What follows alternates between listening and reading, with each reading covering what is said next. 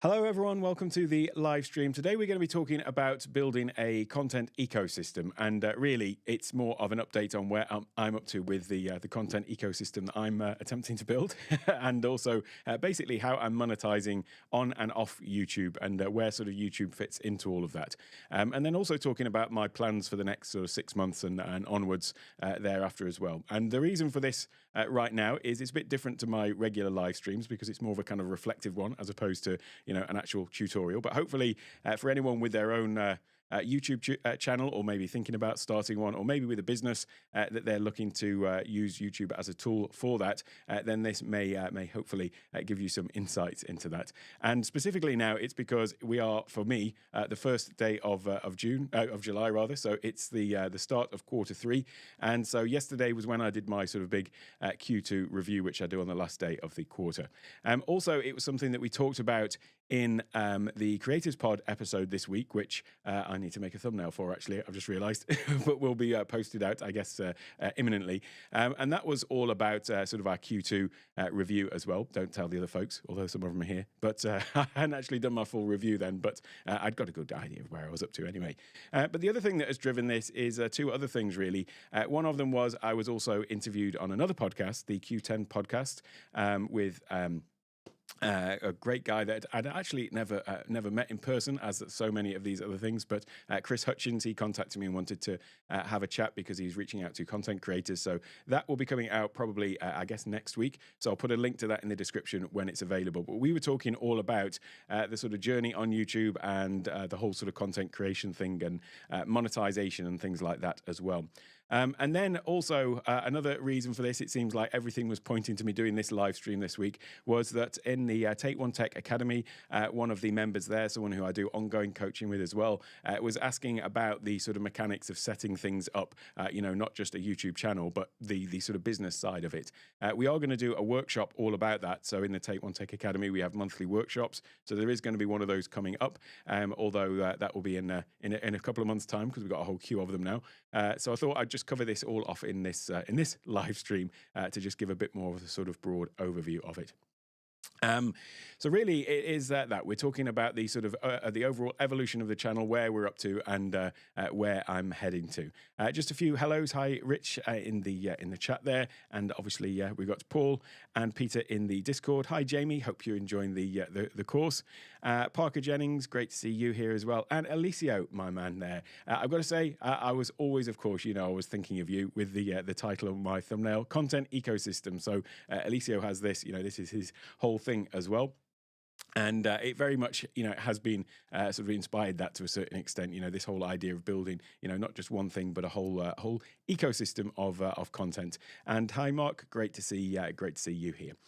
So I'll start off with talking about the sort of a brief evolution of the channel, because it was through that interview that I did on the Q10 podcast, 10Q podcast, that this thing came up about the whole sort of evolution of Take One Tech, and the fact that a lot of people don't realize, first of all, the sort of origin story of it, but then also this fact of I do make all of my videos in one take with no edits, and that is kind of part of the reason for the sort of the birth of the channel, really, it was a place for me to practice this process of creating videos in one take with no edits for course content that I was doing for business interests that were completely separate to Take One Tech.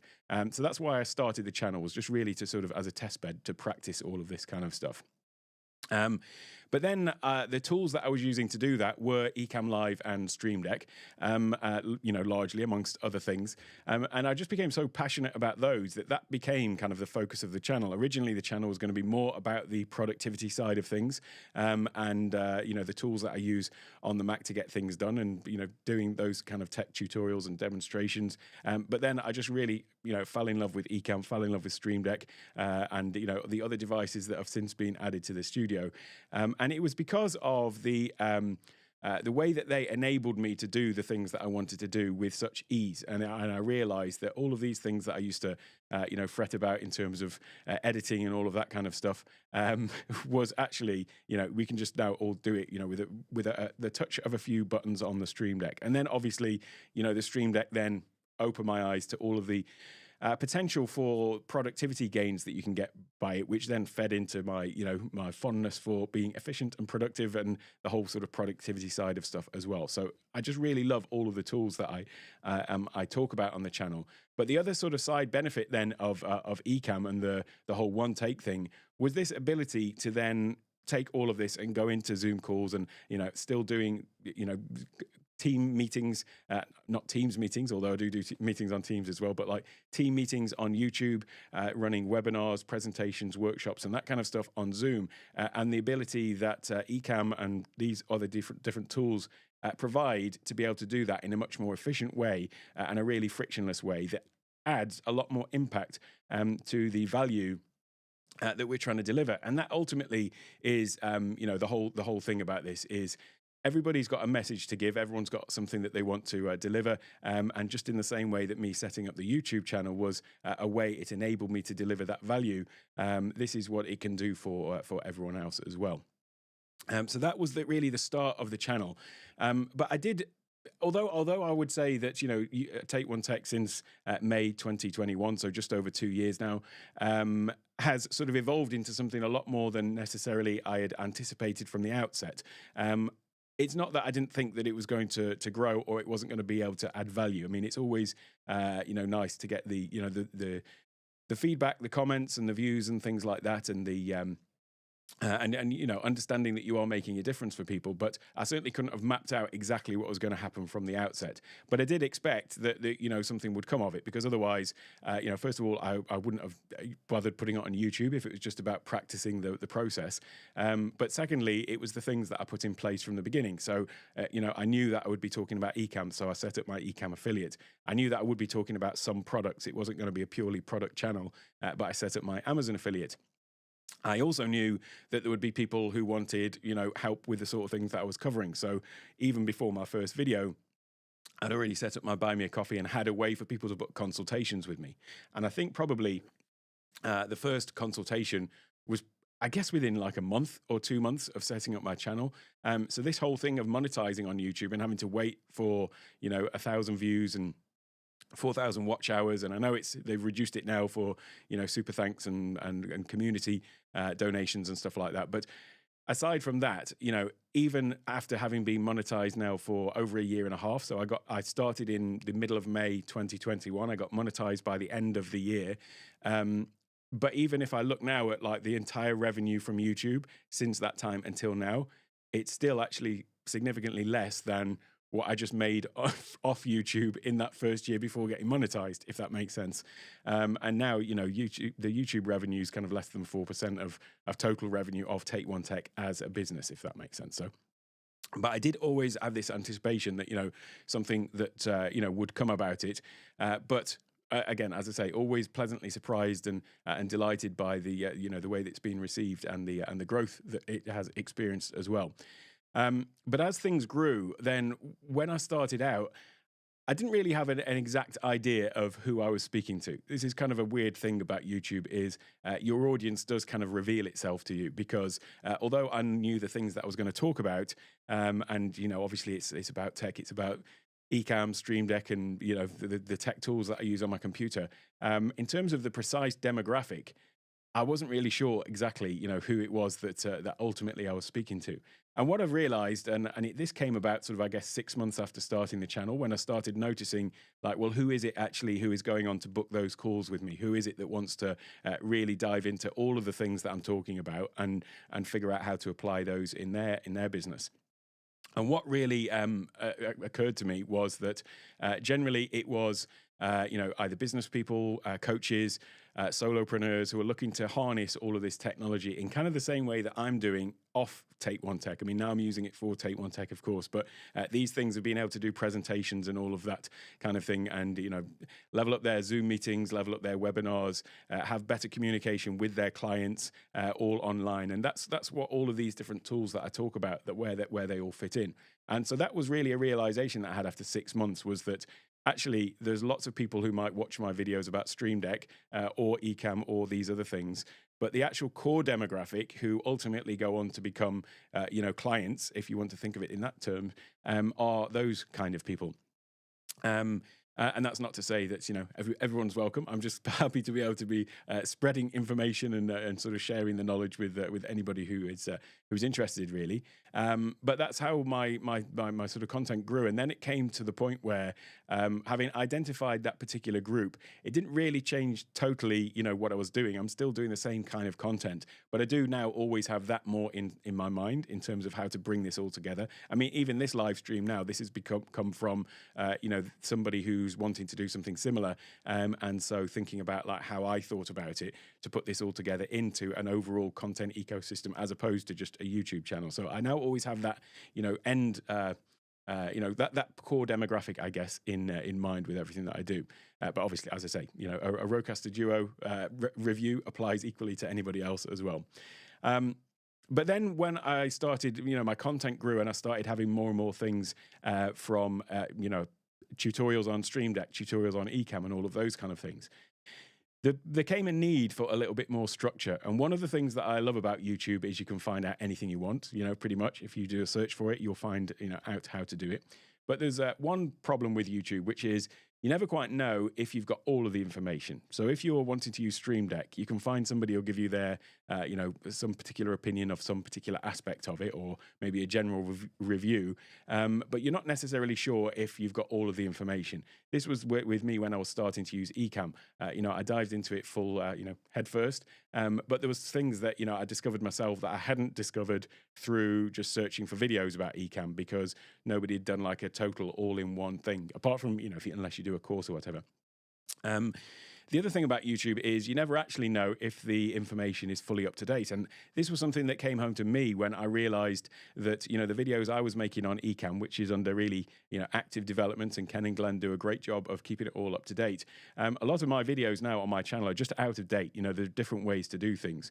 It used to be in Ecamm, for example, that if you wanted to have, a camera overlay in one place, and you wanted to have, a screen share, and you wanted a pretty board around it, well, then you would have to actually make that in an external app like Keynote, Canva, or something like that, cut out some little holes where the camera was going to show through and the screen share was going to show through, put that on the screen over the top of it, and that was the way that you designed stuff.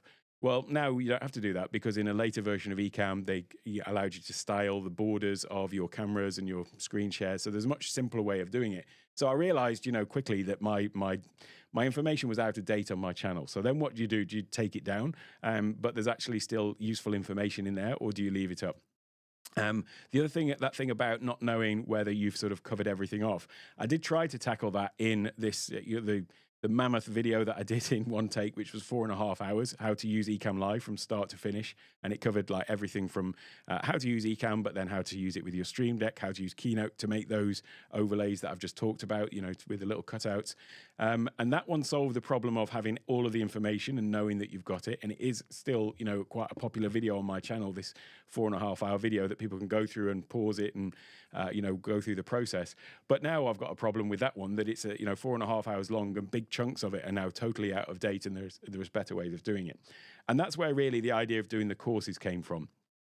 Because the benefit of courses is that you do have everything in a all together, and you have the ability to take people on a journey, a learning curve, if you like, a learning story arc, just as I did in the 4.5 hour video. And so that everything is in there, but then it gives you the opportunity to then update sections of it. I also do the courses in a different way than I do the videos on YouTube. So typically a YouTube video might be, the live streams are a different thing. They tend to go on longer, but a general video might be, like 30 minutes or something like that. Whereas the videos in the courses are generally kind of like 1 to 5 minutes. I guess some of them go to 10 or 15 or something, but generally they're much shorter. And the reason for that is it makes it much more bingeable, which isn't in my interest, because we're not looking for, views and click-throughs and stuff like that, like you would be on YouTube. The reason why it's bingeable why it's good for learning, though, is because you get to the end of one video, and rather than thinking, do I go on to the next video, but it's like, half an hour long, or do I quit? Whereas if you've just got like another 5 minutes or another 3 minutes, it's much easier to go through and actually complete a section. So I find that breaking it down like that makes it easier for people to learn. It also makes it easier for people to find the thing that they want. If it's broken down into sections with each single video talking specifically about one little topic. And like I say, if it only needs to be a minute, it's only a minute. I don't just sort of expand them out for the point of it. It means that after the fact, if somebody goes back to the course, they want to find out something that they've forgotten how to do or something, then there is going to be a little video that they can find that is going to just answer that specific question. From a course creator's point of view, it means that if something changes, it's easy for me to go and drop extra content in, or go and change out those videos for something that's been updated. So that's the benefit of courses, really. There is no, that for me, this was the question that came up as well, was where do you draw the line between, what you give for free and what you include in your courses? And there is no difference for me. I don't hold anything back from the stuff that I give out for free on the YouTube channel or anywhere else. And anyone's welcome to email me or DM me or anything like that, if they've got any specific question. And I never hold back with free information, because it's the point of the point of being here on YouTube and giving out all of this information for free, ultimately is to help people. And then a side result of that is it just demonstrate your knowledge. So I don't believe in putting anything sort of behind a paywall in that respect. And I got an email from somebody. I've just launched my Stream Deck Masterclass. I'll talk about that later because it's the last day of the launch offer. Technically, it was yesterday, but it's still yesterday for some people in the world. So it's got another 12 hours or 24 hours or something. But yeah, somebody emailed me and asked, I've seen that you're running this Stream Deck Masterclass. Is there anything in that isn't in your YouTube videos? So I said, honestly, if you go and watch all of my YouTube videos, you'll probably get the same kind of information. But what you don't get is you don't get the organization of it taking you through step by step. And some of my old videos are out of date. There are different ways to do things. Some of the new ones are, some of the new ways to do things are different. And so that's what you're getting. You're getting something that's up to date and will remain up to date, as well as new updates come out. Incidentally, a new update for Stream Deck is out today. I've been testing the Stream Deck beta, and it's really great. And that is now finally live now. So I'll be updating the Stream Deck Masterclass to add in this new Stream Deck mobile thing. But anyway, that's a bit of a digression. So that is where why I started doing the courses, though, was to offer people that option of having that more curated learning experience and a more guided learning experience as well, and that kind of go-to encyclopedia on the topics that I created. And the first course that I did was the Ecamm Live Masterclass.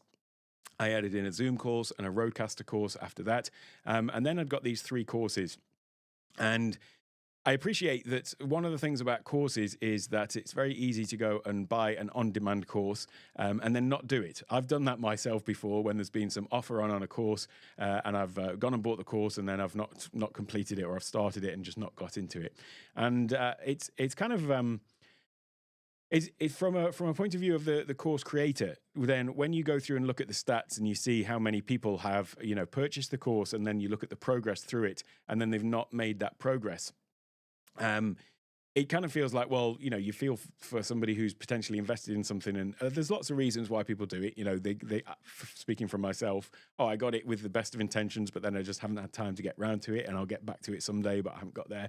But there are other ways of learning as well, and other learning resources that that I wanted to be able to offer as well, because I wanted to give people that option of the one-to-one time. I know that people, some people work better in that kind of environment where they've got those kind of things, offering the workshops and things like that is not just a live stream, which is, I love the live streams and seeing everyone in the chat and taking questions and comments, but there's still a disconnect there in terms of if somebody asks a question, then there's that 10-second lag before I receive it, and then I'll give the answer out, and there'll be a 10-second lag before it comes back that I'd misunderstood the question or misread it or something. So it's still not an entire connect. It's great that I love the live streaming, but it doesn't quite compare to just being in a Zoom call with somebody or in a voice channel in Discord and just being able to communicate directly with somebody. So and then also the other aspect of it was having the different courses that I'd got. I got these 3 different courses, and a whole series of courses to come out as well. I understand that people might just feel like, it's just one course after another, whereas actually what they're looking for is this holistic thing that is going to tackle this whole the whole thing that I'm talking about in terms of the digital stage, improving your online impact and your online presence and all of that kind of thing, and as all of these courses are interlinked, that's why it made total sense to, start up the Take One Tech Academy. And so that started in technically April this year, or middle of March, I guess it was when it launched. But that was certainly on my horizon before the third course came out. So I'd kind of put the structure in place in Discord. So I've got my Discord community, but then in there are different areas within that you can have for specific people. So it's free to join the Discord community. I suppose I should pop the little thing up, shouldn't I, if you're not already in it? It's free to join the community, and all of the sort of conversations in there about Stream Deck, Rodecaster, and everything like that is all public. So I don't sort of put any of that behind a paywall. But we do have separate areas in there specifically for like Academy members. So the weekly Q&As that we do are done in there, and some other resources and things like that. So that's why the Academy came out of that. But coming back to this thing of thinking about the overall plan, yes, that was a later edition, but I'd sort of been planning it out for, I guess, the last sort of 6 months of last year, and then ultimately it launched. Launched in March. And so that's what what the Academy is for, really. It's for that core audience. And I still appreciate that, there's this wider YouTube audience and people who maybe just pop in to find, at the moment, I think I'm approaching about 7,000 subscribers. And then I think my views are about nearly 700,000 views. So there are far more people watching my content than, subscribing, which is cool because people do that all the time. I do that. I'll sometimes want to find something. I'll go and watch a video, and then, if I'm not going to be, looking at that content more, then I won't necessarily subscribe to every video I watch. It's just normal. You're just looking for the information sometimes, aren't you? So as I say, it's coming down to this sort of core demographic, really. And talking about a content ecosystem, having talked about the Academy and that side of Take One Tech. The content ecosystem applies also to the content you're posting on other platforms. So I am on Twitter, I'm on Facebook, I'm on TikTok, Instagram, and LinkedIn as well. And this whole idea of cross-platform presence and posting on other platforms has been something that I think I kind of specifically for Take One Tech, I kind of struggled with a little bit, and it's kind of ironic, really, because I did a whole sort of course and mini book all about curating a cross-platform presence, specifically for other businesses. But with the YouTube stuff, I think I was approaching it in kind of the wrong way, because what I was thinking about was using these other platforms to drive people into YouTube. That's where my sort of mindset was. So when I was thinking about posting on TikTok, Instagram, and all of those, in the back of my mind, I was thinking, I'm driving people to my YouTube channel. And I think I was wrong in doing that, because really the YouTube is just a part of the overall Take One Tech thing, which is that core audience, which is more so the consultancy, the Academy, and then some other things which I'll talk about later on that are coming up, like live events and stuff that are for that sort of real core. And so because I was unsure of, what I was actually on those platforms for, I was a bit haphazard in posting to them in any case. Having flurries of activity on Instagram and also on, TikTok and things like that. But just basically, I guess, just trying to drive people to YouTube was kind of in the back of my mind. So I've kind of changed that approach. And I'm glad that I kind of took a break from those platforms, because at the beginning of the year, what I said I was going to do, which I didn't do, what I said I was going to do was I wanted to understand what these other platforms could do in terms of helping me grow my YouTube channel. And so I had this idea that I was going to post heavily to all of these other different channels like Instagram, TikTok, and so on. And then see what effect that had on my YouTube channel, and then stop posting to those in like the midpoint, so like now, and then see if the growth of my YouTube channel changed in the following 6 months. Now, as it happened, I totally abandoned that plan because of a whole number of reasons, but I haven't basically been posting on those platforms since then. But I'm really pleased that I didn't do that, because actually, as I say, it would have been completely the wrong way around. It isn't about driving growth of the YouTube channel. It's about driving growth of the Take One Tech brand and the things like the Academy and the other learning resources that I'm offering. And yes, YouTube is a massive part of that, and is kind of like, the biggest, if you want to think about this in terms of they call it top of funnel. Actually, you've got a product stack and you've got a whole series of different sales funnels coming in. But this whole idea of top of funnel, something as an inbound marketing tool that is bringing people into your company, then yes, YouTube is a massive part of that. But those other platforms, Instagram, TikTok, and so on, are actually other just things that are feeding into the the overall brand. They're not supposed to be feeding into YouTube. Is my view now of this, at least anyway. And by the way, all of this is just purely my opinion, and I'm just sharing my my experience going through this and what I'm figuring out. I'm sure I'll probably have changed my mind a little bit in a year or so when I'm, or maybe a week, who knows, when I'm seeing actually how these things are all sort of planning out. But it's this idea of being a lot more focused on the overarching goal rather than just one platform. But that now leads me to, well, actually, I could be doing a much better job on these other platforms now with that in mind, where I'm not thinking about it's got to be feeding YouTube. It's just got to be feeding Take One Tech. And I also had issues before with where it seems like people are just posting to every platform and they're posting the same thing to every platform. And obviously, there are differences in content.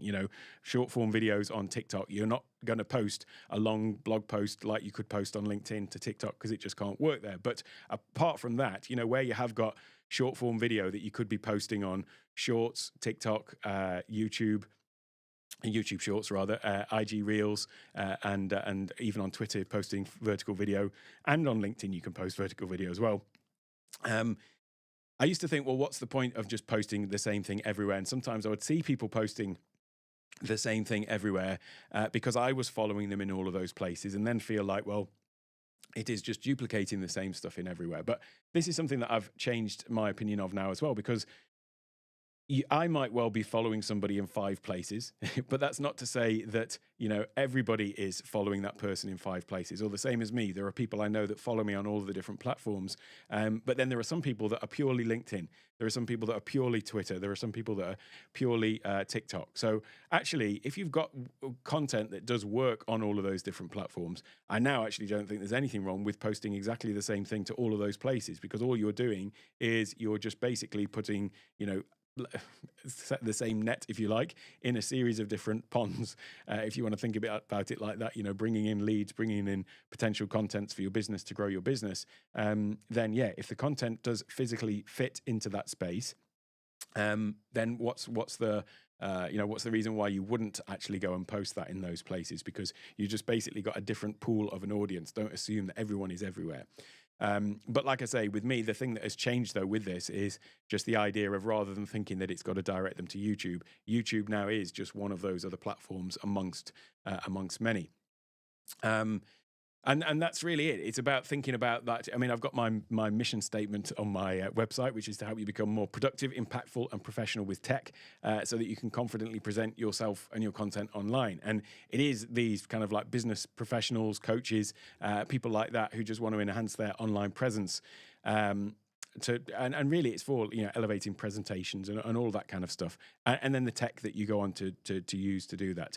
Now, actually, as it happens, the whole productivity side of stuff, which I was going to talk about originally on the channel, has ultimately still come back into that, because as well, all the people that are in the academy that I'm speaking to, they're all business people. They all still want to be more productive. And so that still does form, quite a core part of it. It's just that I still don't cover that too much on the channel itself. So the channel is more about the tech tools for this kind of stuff.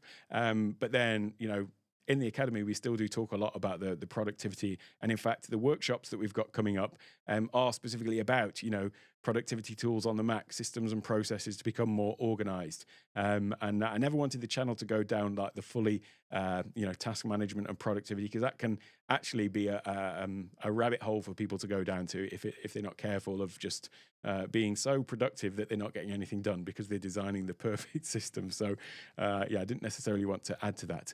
But yeah, that is kind of like the core mission, I guess, and who the academy members are. And it's all about this thing of the digital stage.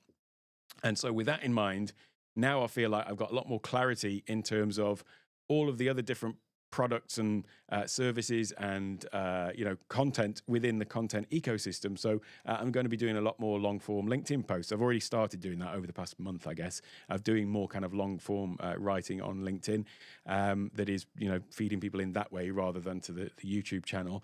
And it made me then also sort of reflect and redesign my website. So this has been something that it's still a work in progress, and it's not a major redesign, but it's something that I did do, I guess, about just over a month ago now or more. where it's more about the overall thing, and YouTube doesn't really feature as prominently. Whereas before, my website was always kind of like in support of the YouTube channel. Now, if you go over to my website, it's more about the core values. Still work in progress. I've got a video to put up at the top there. But this is all about, the three core things. So it's either personalized guidance with, coaching and consultation. It's all of the educational resources. So whether that's courses or, the Take One Tech Academy, because I am still offering courses as well as, standalone as opposed to just in the academy.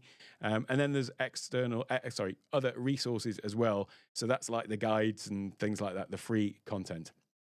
And as we go down, it's basically all of those different things are then broken down on the homepage. So, there is the academy, and each of these, there's, by the way, with websites, I mean, you can go for a website that is a funnel website. So it's just got one core thing on it.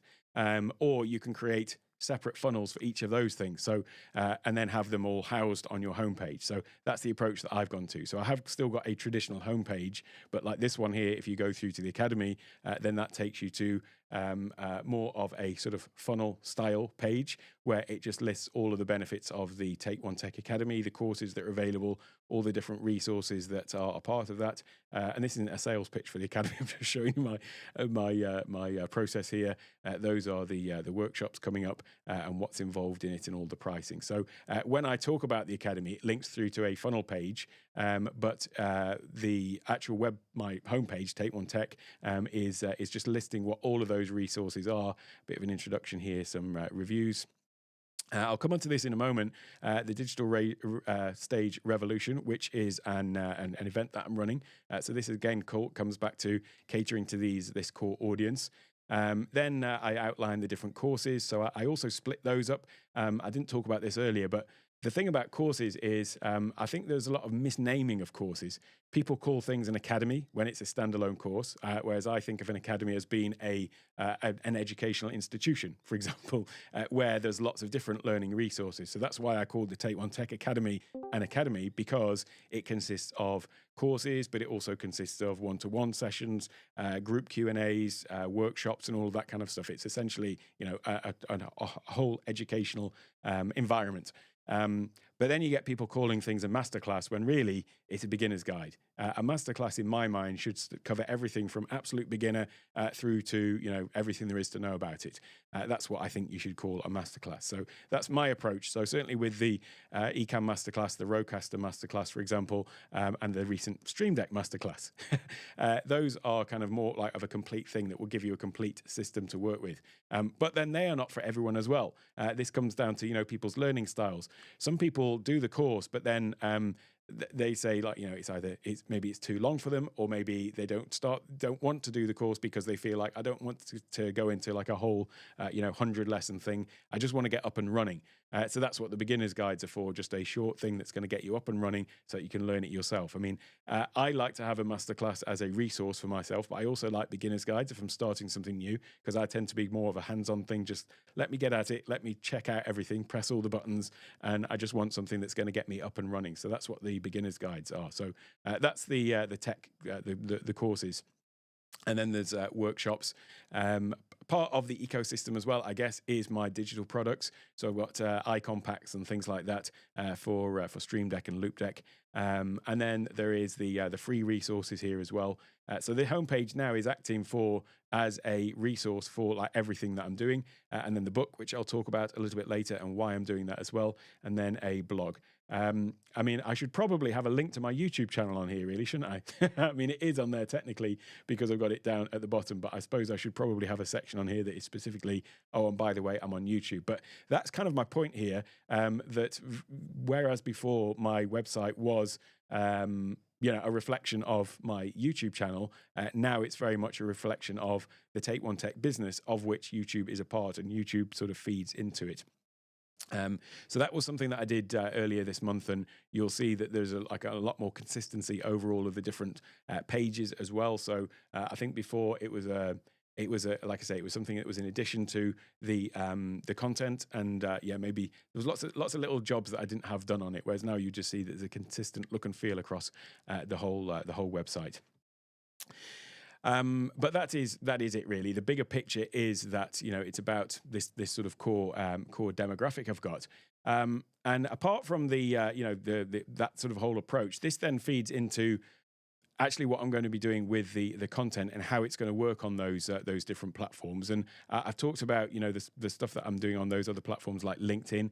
That very much is going to be leading into this.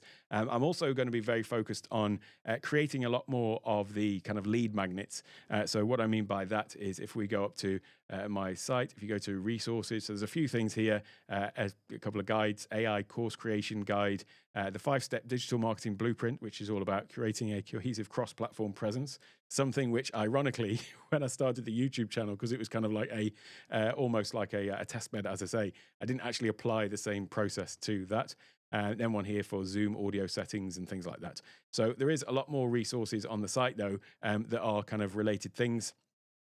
So digital guides, checklists, and so on. One on the ZV1 setup guide, which was a specific request from somebody in the academy, so I created a guide for that. I'll be adding in more of these ones. Whoops, I probably need to change that. I get annoyed by these little pop-ups, and now I've got one on my own website, and a few templates and checklists, and recommended products and services that I recommend, and services that I use as well. So that's all in the sort of resources section of the website. But yeah, specifically those guides and checklists and stuff like that, I'm going to be updating that as well. One of them that I want to have as more of a living document really is the studio guide. So in the descriptions of all of my videos, I've got a list of all the products and services of some of the tech gear and products that I use in the recording of the content, but it is a kind of ever-changing thing, and so what I'm thinking is it's better to sort of swap that out for, rather than just a series of links to check out this product, I want to make a cohesive guide, or a complete guide I should say, of the stuff that I'm currently using, and then as I say, that would be a living document that I could update, and then give people the option to go and download that sort of gear guide, where it's more than just links, because you're kind of limited in terms of the amount of information you can put in your YouTube descriptions. So you can't really talk about, okay, there's the, whatever it is, nan lights that I'm using here for my lighting.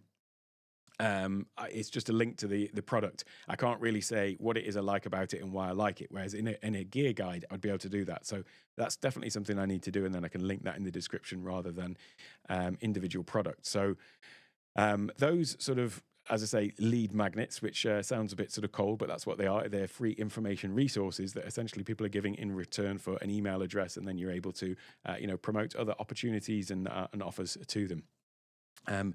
With the LinkedIn stuff, then that, as I say, is more sort of long form stuff. I'm starting to write on my blog more as well, which is essentially, the same kind of stuff that I'm doing on LinkedIn, although there will be some extra stuff on the blog.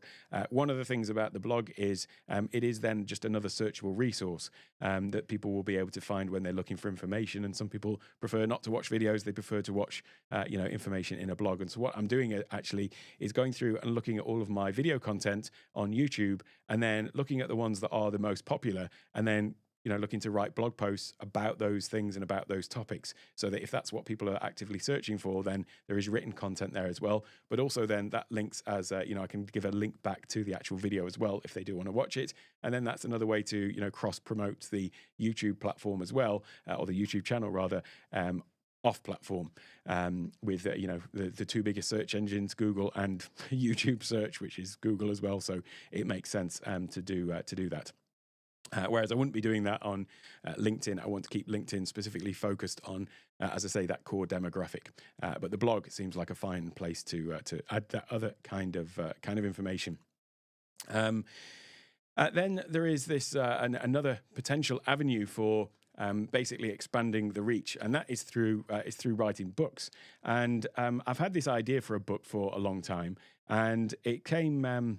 Since I started doing this, I've been interested in the idea of, this whole thing, the recovering perfectionist, the reason why I wanted to do things in one take, to get over my perfectionist tendencies, and just be content with things not being perfect, and the ums and ers like I'm doing all the time in this live stream, and even in my recorded videos as well. But then also the thoughts of things that we talk about in the academy and the sort of things we talk about with, mastering the digital stage. And so that's what the book is all about. And it's called Imperfect Presence because it's all about, as it says, mastering the digital stage and capturing the online spotlight. And it's talking about all of the different tools and things like that that we use. But it's really a book that is split into 4 parts. So the first part is talking about this digital shift. Obviously, with the pandemic, which everyone knows about. I don't think anyone doesn't know about that. But it was amazing that everything shifted online, and yet so many people didn't do anything to change the way that they were looking and sounding and showing up on Zoom meetings. And even now, yes, okay, it's past, things are opening up. We're, getting back to normality. But still, there's a huge number of people that are doing all of their business online because they suddenly realized they could. And yet, they're still not investing in the way that they're showing up online. And we're still in, I say we, because I know the people that I'm speaking to in the chat, I know that all of you have got, great setups and looking great and sounding great, but we are still in the vast minority of people here when it comes to, Zoom calls are still an absolute mess, and Teams calls when people show up and they've got bad audio, bad lighting, bad video, fumbling around trying to share some part of the screen and they share the wrong thing, using crappy virtual backgrounds with, using the Zoom's built-in one that eliminates the background, and they got all the kind of mess that we know goes on. And it's really talking about that first section, talking about this digital shift and talking about really the importance of, mastering this on-screen presence, because what ultimately it's about is it's about delivering your value. Everybody in business has got some sort of value to deliver, or in education, they're trying to impart their knowledge. And so really, if there's anything that is impeding that, it's doing yourself a huge disservice, and it's actually preventing you from delivering your true value. Now, there are some real techies out there, I love tech, and so I love to use all of this stuff just for the sake of using it as well. It is all forming I'm using it for a purpose, but I really relish the opportunity to use all of this stuff because I just love, the gadgets and things like that. But that isn't the case for everybody. Some people don't necessarily want to do that. They just want to get on and deliver their message, and they don't want to be spending time troubleshooting and all of that kind of thing. And they want the tech to get out of the way so that they can, deliver that value. And so this is all about the importance of that and why people should care a lot more than they're doing about this. So I created this value formula, which I call it, which is all about, improving the visuals that you've got on screen. So that can be, obviously camera and so on, but it's also about how you introduce information on screen. So we've still got people who are, okay, they've got their little picture-in-picture, but then they're still delivering a traditional, slideshow as if they're standing in front of a projector screen or something like that, which, in this day and age, there are much, much better ways to do things. So the whole visual side of things, how you actually put yourself onto the screen, can have a massive difference, can make a massive difference to your sort of impact in those things.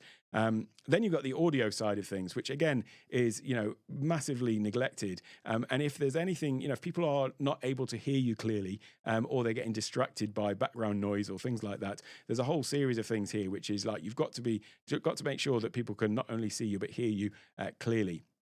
The L part is all about lighting, because that's really what's going to sort of set the mood for for what it is you're doing. And so those core concepts, you can say, well, those are pretty obvious, really. Yeah, get some good video, good audio, and good lighting, and then that's the thing. But there's actually a massive other section to this, or a massive part of this, jigsaw, if you like, which is really understanding, not just understanding the tools that you're using, but really understanding the full capabilities. So I'm on coaching calls with people all the time where they'll book a call with me to find out something about whether it's the Rodecaster, whether it's audio, whether it's cameras, lighting, or whatever it happens to be.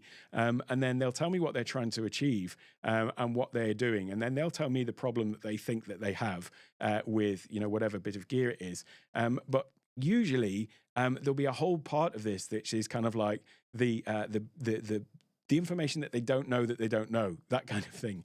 And so really having that understanding of all of that other stuff that you could be doing. So it's having an understanding of the broader capabilities that we have at our disposal as people who, here I'm sitting in my little studio in the northeast of Thailand, and, we can communicate with anybody anywhere in the world. I mean, that's not a surprise. But what is a surprise is the ease with which we can do some really, really quite complex stuff that literally only a few years ago would have required a massive team to do. So there's that thing. There's the understanding of the overall capabilities that we have at our disposal, and obviously then the technical understanding of all the different components.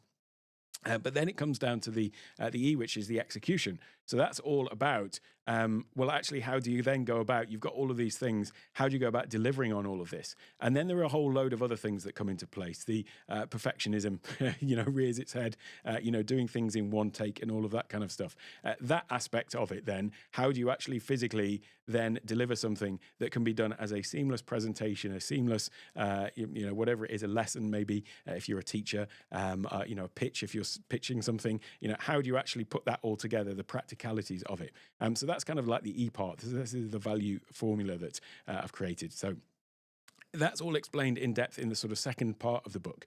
But then the final two parts of the book is, first of all, is building your digital toolkit. We all go through this process of, and I talk about gear acquisition syndrome in the book as well. We all go through this process of like wanting to build out our studios or wanting to add new pieces to the puzzle. And I was talking to someone in the academy just the other day, and they were saying, there was this one extra thing that they needed. They'd run out of spaces, or it was actually to add in a teleprompter or a dock or something, add in a teleprompter. And so they needed a dock because they needed the extra display over and above the maximum number of displays for the Mac. So they needed a display link dock. And they made the comment that this just seems never ending. It seems like there's always just one more thing to buy. There's always like some more gear. And there's gear acquisition syndrome, which is, as we comically call it, which is where you are basically always chasing the next bit of gear and you feel like you can't make a start until you've got this perfect setup. But then there's the other one where it's just continuously on a cycle of feeling like you're constantly buying stuff in the hope that it will make some, marginal gains or whatever. Well, I actually think there almost is an ideal setup. And so it's not actually about, a constant never-ending thing, although it can feel that at the start when you go and buy something and then you realize, I haven't got a cable, I need to go and buy this other cable. And then, now it doesn't work because I need to get this dock, or I'll buy this dock. And it's just like snowballs like that. But actually, there is a definitive, for me, in my mind, a sort of definitive list of, well, actually, if you got these things, and this is the sort of the way that you should think about it, then you kind of can plan for this in advance. When you do that, then you can kind of break it down. And this is not to say that you need to go and buy everything all at once. But when you've got a very clear plan in place of what it is that you need and when you need it and why you need it, then you can be a lot more sort of intentional about that. And you can also budget for it, which is obviously the crucial part. So that whole part of building your digital toolkit is another section in the book in itself. And then finally, once you've understood, the value formula, once you've understood, why it's important, and once you've got this idea of your digital toolkit, then it comes down to the actual execution of the whole plan itself. And so that's in the final section of the book. So, and it's called Imperfect Presence because it is about making an online, presence in your online meetings and having an impact in all that you're doing, be it in meetings, be it in the content you're creating, be it in just one-to-one calls, maybe, whatever it happens to be, maybe with coaching clients. But it really just does cover, the whole gamut of everything. And it is for, everybody that is as I say, this sort of core demographic, I guess, of the people that ultimately are interested in the academy. So it's coming out. It will be available for pre-order, but the actual final launch I'll tie it in with something else I'm doing, which will be in October. So if you're interested in the book, then head over to imperfectpresence.com, and then there you'll find a bit more information. You can leave your name and email, because what I'm going to do is for the launch, I'm going to do a whole pre-launch period, and then I'm going to have some giveaways and prizes and things like that for those that go ahead and start with the pre-orders in advance. So hopefully people will find it interesting. It's been something that I've been working on for some time, on and off, and it was only really this last month that I've just gone full steam ahead with it to really try and get it all polished off. The seed of the idea, I'll say, actually came from last year on the Ecamm channel, I want to say May or June 2022, I was doing one session as part of their bigger Zoom workshop that they did. So they had different speakers on different days. And I sort of broke this down, this sort of the value formula, and then we focused in on just one sort of small aspect of it. And so since then, I've been kind of like working on it and building out since then. But yeah, if you're interested, then definitely head over to that link. I'll drop it again in the chat, and just register your interest to let me know that you want to be first to get notified when it is available. So that is the book, and obviously this then becomes not just something that describes this overall, caters to this core demographic that I'm talking about. So coming back to the content ecosystem, this is just one part of the content, but obviously it's another avenue then to reach out to a separate audience that maybe isn't the YouTube audience entirely. There's going to be an overlap of all of these different things that I'm doing, but ultimately the book will then become another source of driving people to the academy, the consultations, and those kind of things.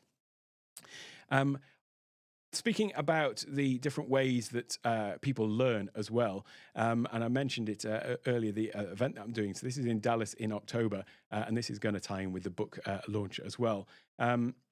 But this is this idea of people like courses. Some people don't like courses. Some people watch on YouTube, but some people do still want to have that real sort of hands-on thing that they get in events. So not just a Zoom workshop, but some sort of real event. And so this is something that I'm doing in October in Dallas. So the Digital Stage Revolution, 7th to 10th of October, and it's a kind of 4-day intensive where ultimately it's going to cover the same sort of topics as in the book, really, but just with some real practical hands-on stuff that we'll be talking about in there. And it's just that kind of one-to-one thing. So coming back to the point that I made earlier about this idea of, where do you draw the line between the content you give for free versus the content that you sell as part of a course or a book or, the event. It's really all the same. It's just a different way of delivering it and, a more personal. So you're getting different levels of time from people, you're getting different levels of interaction. And so that's what the Digital Stage Revolution event is. And there's one other final sort of piece to talk about with this. Oh, and incidentally, I should say, this is just one sort of, my own event, but I am also looking at other speaking opportunities as well. One that I'm definitely doing is also in October. Actually, the day after this event, which is Ecamm Live's Creator Camp. So I'm running one of the workshops there with Daniel Chi, and we're talking all about this same kind of stuff, really, delivering presentations online. That particular workshop is one of 5 workshops. So as part of the, I haven't got the link for it now. That's terrible. I should have had that on a button, shouldn't I? But the Creator Camp from Ecamm is a 2.5 day event where there is just for 100 people split into 5 groups of 20. And then basically they go and do these 5 different workshops. So sort of rotating round. So this workshop that I'm running with Daniel will be basically 90 minutes, and then we're running it 5 times for the 5 groups. So it's a much shorter thing, but it's part of the Ecamm Creator Camp, where that is going to cover the Zoom presentation side of stuff. They're also going to have a section on talking about sort of production using Ecamm. Then there'll be one about studio setups and lighting and things like that that is with Doc and with Laura from Shaw. And then there'll be one with Ken and Glenn and Adrian Salisbury, which is about Ecamm itself and Q&A about Ecamm itself. And then there's one other thing that I can't just remember what the workshop's on now. Let me think. Who is it? It's with Anna and Fulgens, which is more about, I think it's them that are doing that one, which is more about the sort of branding of it. I think they're doing that with Stephanie Liu. I may have got the names the wrong way around there, but anyway, so that is something I'm doing. I'm also looking at some other speaking opportunities as well. Thanks, Paul, for dropping the link into the chat. So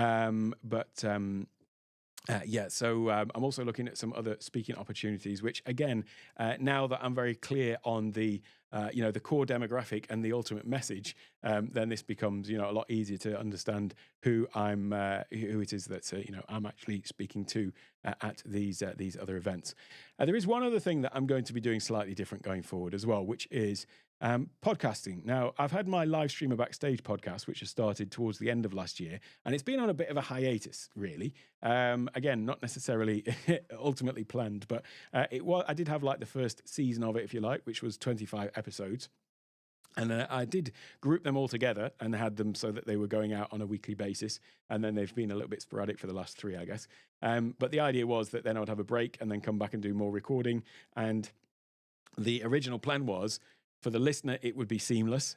But for me, I would do them in batches. And I kind of thought of them in seasons, like 25 at a time.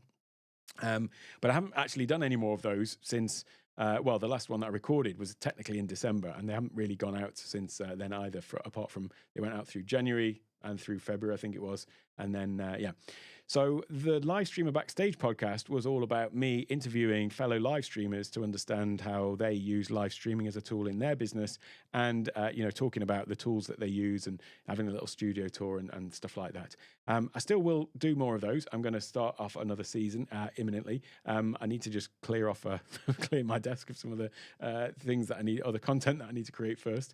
But I'm also going to start another podcast, which is called the Digital Stage Mastery Podcast. And that is essentially, as you can tell, going to come back to this core message and this core demographic that I've got. Because one of the things about the Live Streamer Backstage podcast, my thought for doing that is, and if you look at all the thumbnails, it's got the person that I'm interviewing and the spotlight is on them. I wanted to shine a light on these people. Not that these people have got platforms bigger than me in most cases.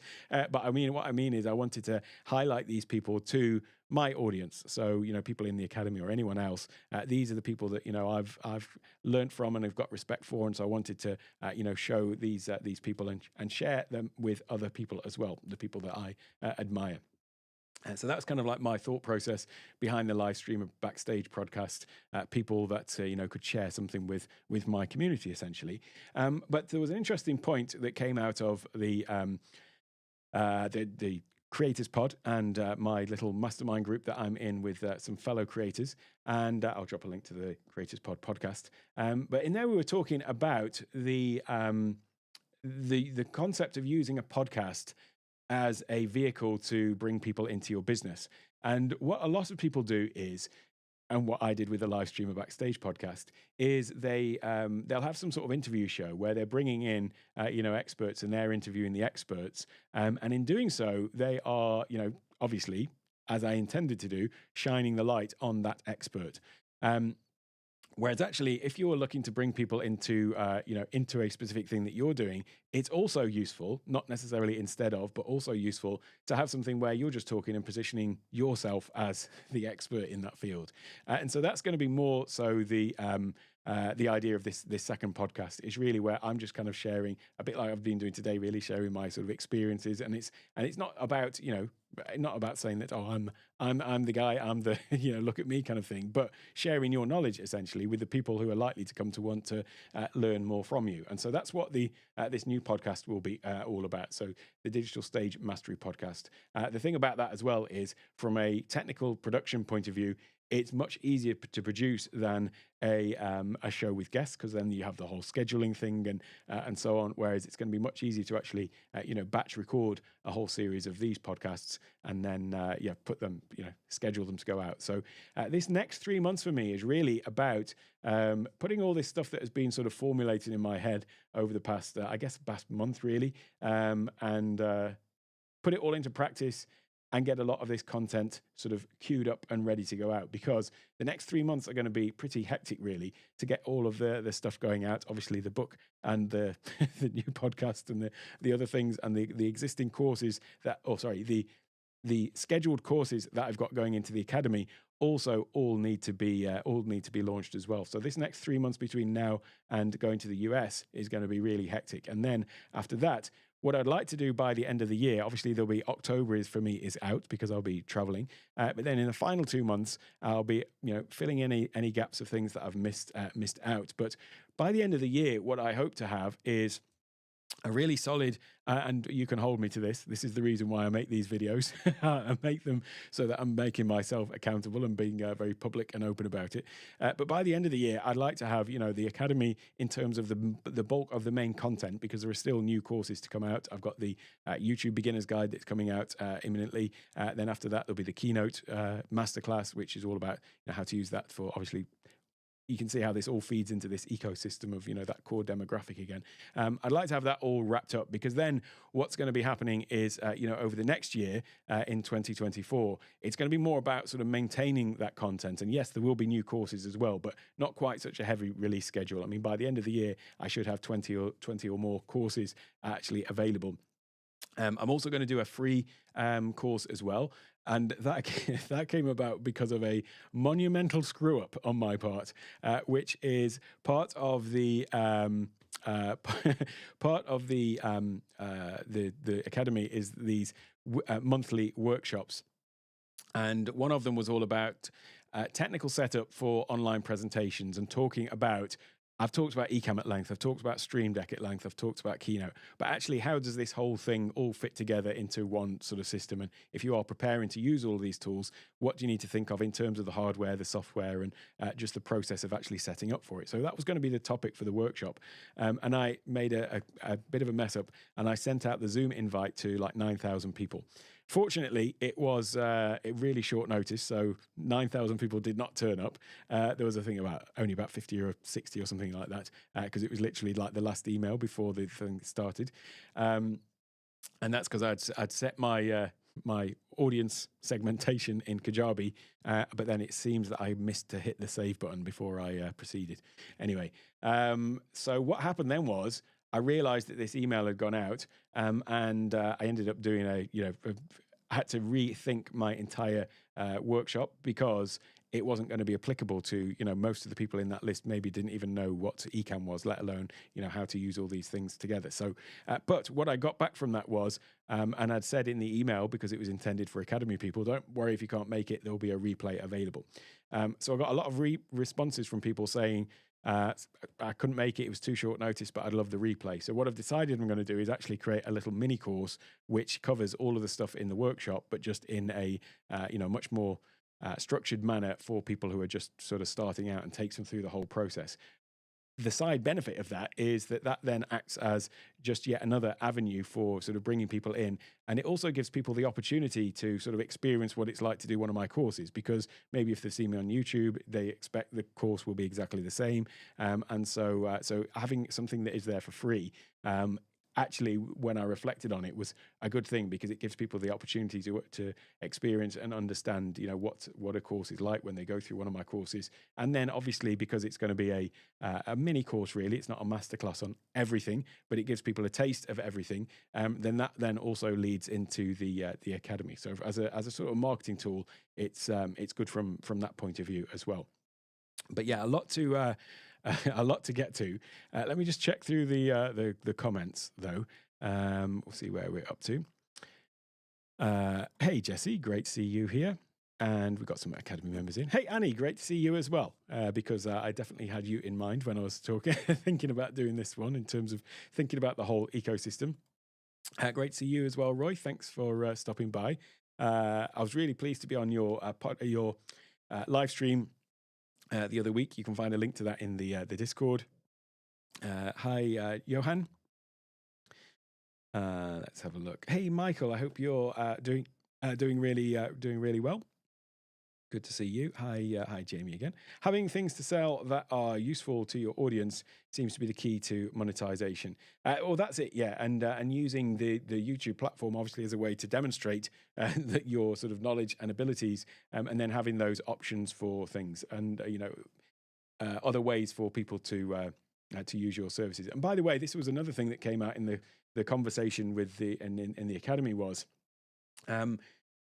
When it comes to information that you're giving for free, seemingly, on YouTube, and that thing of, well, what's the difference between, what you put out for free and what people pay for? Actually, people will pay for exactly the same thing as you've given for free. And this is like absolutely 100% the truth, because what happens is sometimes I'll get people who'll book a consultation call with me. And when you book a call with me, you have the option to, say, give me some information about what it is that we're going to be talking about. I suppose I should put my little link up, shouldn't I? Yeah, and sometimes people will put a list of, let's say, 3 or 4 things where, oh, I need help doing this, I need help doing that, I'm just in the process of doing this, but I'm not sure how to do X, Y, and Z, whatever it is. And often what I'll do is, if there's something specific where I have got a dedicated video that answers that very question, I'll respond and say, well, there is these videos that cover that. And in all cases, and I'll say, here's the answer to this question, here's the answer to that, and here's the answer to the other question. If you want to cancel the call, let me know, because these videos do answer those issues directly for you. And invariably, they'll come back and say, I've already watched those videos. I just want you to tell me how to do it for my specific scenario.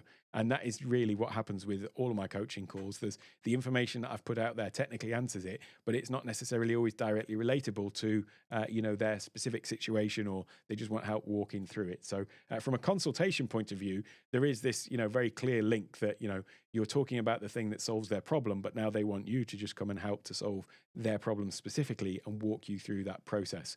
And that's the same with, coming back to your point, that's the same with the courses as well. Hey Dina, great to see you as well. Let me see where we're up to. I think I've just lost my place in the.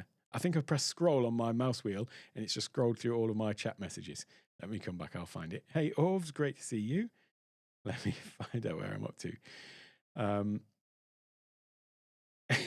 That's it, yeah. Well, do you know what? You laugh there. The new training course announcement, how to get through your course stack. So in the Academy, I actually created a course, which is the Academy course, and it shows you how to get the most out of the Academy. And I did feel like the irony of creating a course to tell you how to do the courses was, quite ironic. Speaking of the new training, I should just actually take a moment to mention the Stream Deck Masterclass. And the reason I mention it today specifically is because there is 25% off until the end of June. Now, technically, it's the 1st of July for me here, but I am running it till it's everybody else's end of June. And the Stream Deck Masterclass is all about, obviously, Stream Deck. But what I wanted to do with the Stream Deck Masterclass was break it down into a number of different segments, really. There's obviously the introduction, so it's 80 lessons. There is obviously the course introduction, how to use Stream Deck, basic setup, understanding plugins and actions, so the basic operation of using Stream Deck. But there are really then sort of 4 core areas, actually split into 5 more but really 4. So the first one here is organizing your Stream Deck, which is all about actually, I get the question, what do we do when we run out of buttons? So there's lots of different ways to approach that. Do you have a different profile for each application you use? How do you go about doing that? So the organization side of it is one thing. Kind of linked to that is the personalization side of Stream Deck, because a lot of people, I think, either they just use the built-in, little default icons with text on the screen, or they'll just, have a whole sort of mess of different icons on their Stream Deck. And the thing to think about with a Stream Deck is it is essentially a blank canvas when you get it. And if you think about how much time and effort and money companies put into designing user interfaces for an application, for example, or a website, whatever it is, user experience is a massive, massive thing. And it plays a huge role into whether something is a great product or not. And Stream Deck's in this situation where it's such an amazing product, but you have the ability to, actually screw it up by making it impractical and hard to use. And it's amazing how many times I'm on calls with people and we'll be talking about eCam or the presentations or this kind of stuff. And they'll say, oh, I've got a Stream Deck, but it's kind of sitting on the side. I don't really use it that much. And for me, it's kind of like I could not live without my Stream Deck. And I don't know how people have one and are not using it. But it really, what it comes down to is it comes down to it not being a frictionless part of their process. It isn't easy to use. We are the architect of that. We have the ability to change that, and we have the ability to make it either a seamless part of our setup, or it can be something that is difficult to use, not organized, the buttons aren't there when you need them. Maybe they're not consistent, which is a bit like, imagine if you got into your car and every time you got into the car, the buttons are being moved around, and that comes, the same with window management on your screen, really. It's the same kind of thing as that. So many times that, I'm on calls with people and they're sharing their screen, but, the stuff's all randomly positioned all over the screen. And then the next time I'm on a call with them, it's in a completely different position, which says that, there isn't that consistent organization. It actually is a massive productivity killer. the improvements that we get in productivity come from those minor little sort of improvements, minor little changes. And so having the Stream Deck allow you to sort of have that sort of frictionless workflow whilst using it is what is going to make it a much more usable device. So I wanted to make sure that the course really laid the foundations for that. So as well as the usual stuff about how do you use Stream Deck, how do you use profiles, plugins, add in new profiles, and all that kind of stuff, I really wanted to talk about the organization and personalization, because those are key to it becoming this invaluable thing that is as valuable as your keyboard and mouse. I would hate to lose any of those things off my desk. Then there is the fact that it is the ultimate productivity tool. Once you've got these 2 points mastered in terms of the organizing and the personalizing, and by the way, these are just the module titles. There's a whole load of videos inside each of these sections, but it is the ultimate productivity tool, and people get it because it's a streaming device, potentially. I think the majority of people, that's why I bought it. I thought that was just going to be switching scenes in Ecamm Live and in, and for my recordings. I didn't realize just what a massive productivity powerhouse it was going to turn out to be. So I cover that off in a complete section. Obviously, it is, originally for live streaming, hence the name, Stream Deck. So it is originally for live streaming and video production. So of course there is a module all about that. But there is then this other aspect to it, which is that it allows you to elevate your online meetings and presentations. Again, coming back to this core thing, because I think that is an often overlooked aspect of Stream Deck. And when we talk about, using things like Ecamm Live to, use the virtual camera into Zoom to then be able to do these amazing presentations and linking it in with Keynote, some people are daunted by that because it then feels like they've got all of these different applications open, these different tools open. What Stream Deck does is it really unifies all that, so that Stream Deck then becomes the mission control for your meeting, for your presentation, your webinar, or whatever it is.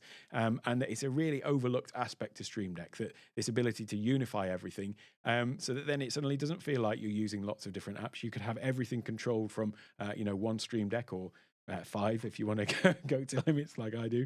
But you can just have, a few buttons. So a couple of scenes in Ecamm to switch back and forth between them, controls for Zoom to do a few things in there, maybe control your slides from there as well.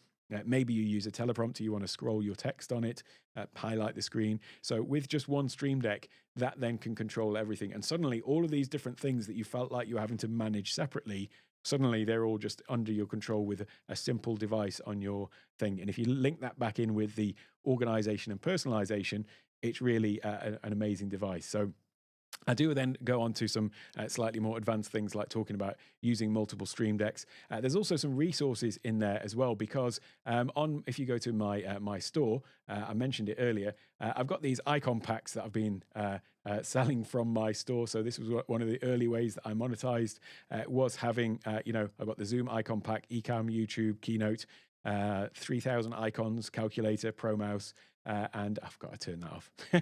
And this one for Stream Deck Plus as well.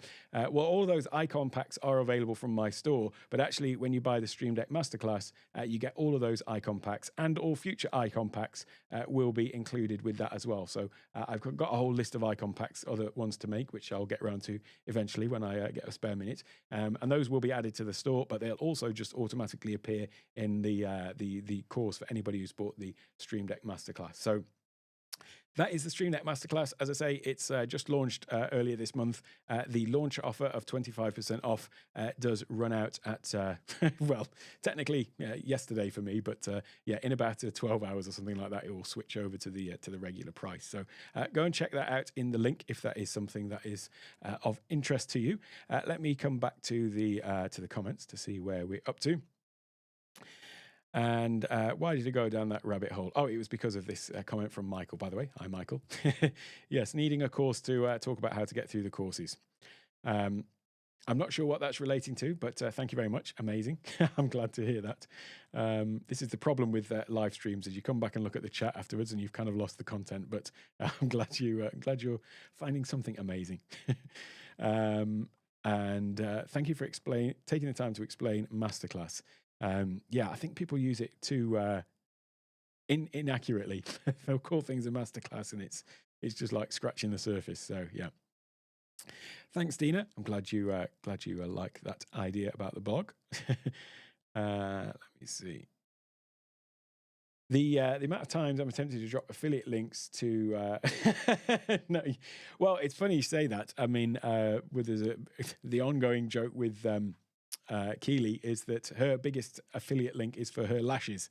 So she that's the one that she makes the most on in terms of affiliate links in her in her live streams about field hockey umpiring is her lashes. Uh, um, Too many ignore how they show up and sound online at their peril as people just fatigue quickly, switch off, and you don't get your message heard. It is mind-boggling, quite frankly. I cannot believe that the same, executives, CEOs that will, quite happily sign off on some massive new corporate headquarters, which is just all about, that idea of, setting an impression. That's why they have all these, luxury headquarters with artwork on the walls and their exclusive coffee shops and catering facilities and stuff is all about entertaining and impressing their clients, and yet those same people turn up just looking like crap, for want of a better word. So and you're right, it's not just about, it's not a vanity thing, it's not just about, hey, look at me, the image quality and the sound quality is good.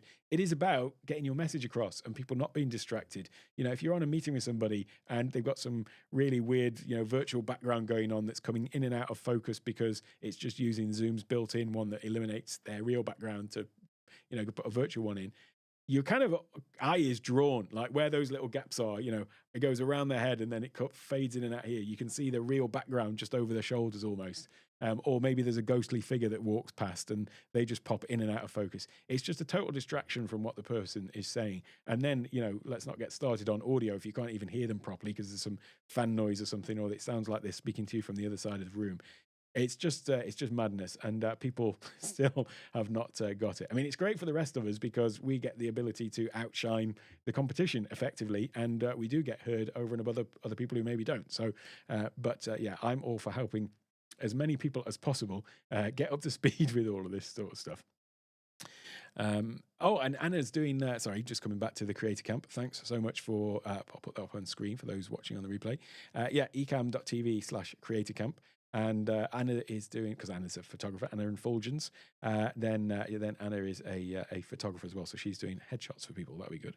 I use the same headshot in all of my profile pictures everywhere, and I do that just so that it's consistent. And when people ask for a profile picture to go on like a thumbnail, I always use the exact same shot just so that it is consistent everywhere and it always is recognizable rather than changing that up every time. But it's probably about time I changed it, to be honest. But anyway. Yeah, the time zones thing are always a little bit confusing. The worst about the time zones is that sort of month period where all of the different countries change their time zones at different times. And so there's this moment of this month of madness where no one quite knows what time it is everywhere. The gap for many professionals is getting clarity on their key positioning, their brand, and their initial online business plan, maybe an online business coaching opportunity. Well, I mean, to be honest, that's exactly what I'm talking about right now with, my evolution with Take One Tech is actually getting that clarity, because whereas other businesses I've done, I've always started out with a clear, idea of this is what I'm doing, this is the demographic. That wasn't the case with Take One Tech. It just kind of evolved for me. But I take your point that you're saying, it's an online coaching opportunity. I'll certainly be, once I feel like I've got this thing sort of more nailed down myself for my, for Take One Tech, I'll certainly be making this as more of a documented process for the benefit of others as well. When I've when I've finished figuring it out myself. You've just been making a Stream Deck icons for a project I'm working on in Affinity Designer. Yeah, I mean, it's I'm all about the icons. It makes such a difference to have everything, everything looking consistent. And as I say, it's not just from a vanity point of view and making it look pretty. It is about that sort of user interface. Thanks, Jesse. Glad you've nearly reached the end, and thank you very much. I'll take that comment. The check is in the post. And I'll leave a few unintentional spelling mistakes in there to catch people out. So I think those have nearly all been corrected. I'm going to do a video all about my actual process of creating courses as well, because that's something that people have asked about, is how I go about creating a course from kind of start to finish. So that will be a separate video, or maybe another live stream, another 1 or 2 hour marathon. But that is what I wanted to talk about, really. And I'm, as I say, everything that I'm doing on Take One Tech at the moment is it's all a work in progress. I do have some, as you can tell, I still have some, finally have some, sort of clear ideas about where I'm going. But things do crop up, and you get opportunities that come out from here, there, and everywhere sometimes, and you maybe not take a total pivot, but often it's about course correction. And there's an expression though that I love, which is, I'm not a ice hockey fan, but I believe this comes from ice hockey, which is, and I forget who it's attributed to, so that's pretty useless. But the expression is skate to where the puck is going, which means that if you see the thing sliding across the ice, you don't head in the direction of where it is. You look at see where it's heading to, and then you adjust to go in that direction. And then similarly with that, then if there's something that causes it to change course on its way, you are constantly doing these minor course corrections. And that's what I feel that Take One Tech has been like that from the outset. Really, there's an overarching direction, but then you'll see something that changes, and then I kind of change course slightly to adjust for that. And I'm all for setting goals. I'm all for having a really well thought out plan of attack, but I'm also very open to adjusting when things I see opportunities in different directions. So this will definitely be a sort of work in progress. But I hope that just being transparent and open about where I am with it, hopefully this might be of use to some people who are maybe on a similar path, looking at starting a YouTube channel, maybe put off by the idea that it takes ages to monetize, whereas in actual fact, you can build a real business out of something if you're offering value of YouTube. But then also how maybe you might want to be thinking about using all of these other platforms and YouTube as part of, an overall business. Because obviously I could have just started out with, the Take One Tech as a business concept in the beginning for that demographic, and then be adding these things all in after the fact, all funneling into that. So hopefully that is useful to some of you. I'll just check this one last message. I finally jumped in and did a practice stream today. Oh, congratulations. Using your phone and to check, and placed it on the desk, not realizing it was causing static across the audio. Oh, well, there you go. It sounded terrible, but oh well. That sort of stuff happens to us. Or my worst audio failure was in a live stream I did all about the importance of checklists. And then it was only when I was running through the checklist and I got to the audio point that I realized the one time that Ecamm ever has just randomly switched audio on me, and it was probably down to me. I probably unplugged the mic and plugged it back in or something. But yeah, when I got to that point, I realized that it had switched to the the overhead webcam up there. It had switched to the microphone in that, and so I'd done the first 20 minutes of this live stream all about the importance of checklists and make sure you check everything. And then I got to the audio section and I looked down and went, "Oh dear, I'm on the wrong mic." So these things happen to us all. It's just one of the joys of live streaming, I guess. If anyone has ever got any questions about anything that I'm doing from a technical perspective, do feel free to reach out. I am an open book with these sort of things. I don't have any hidden trade secrets or anything like that. Somebody asked me once about this, which was when I was doing, I was talking about some plans and things that I was going to release that weren't released, and said like, "Aren't I worried about The exact phrase was, "Am I not worried about the competition finding it?" I was like, who the hell is my competition? I don't have any competition. I don't see the content creation thing as being competition. I don't see anything as being like that. There's lots of other great creators, but we've all got our own voice and we've got our own way of telling things. And I'm not saying anything new on my channel specifically. I guess this is obviously just coming from me right now. But generally my videos on YouTube, there isn't much original there. It's all just kind of my opinion on something or something like that. So I never ever think about it in terms of competition, and I don't have a worry that somebody's going to come out with Take Two Tech or something like that. So the point about this is I'm completely sort of open about this. If ever there's anything that you would like to know, then feel free to reach out or drop it in the Discord.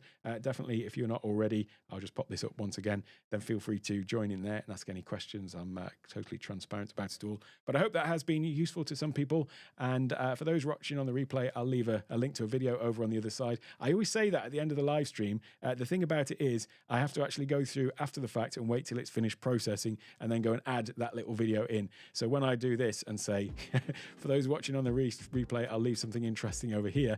It might take a few hours for it to come up, or maybe even a day or two until I actually get back and add it in. Anyway, thanks for watching. Have a great day. I'll see you all next time.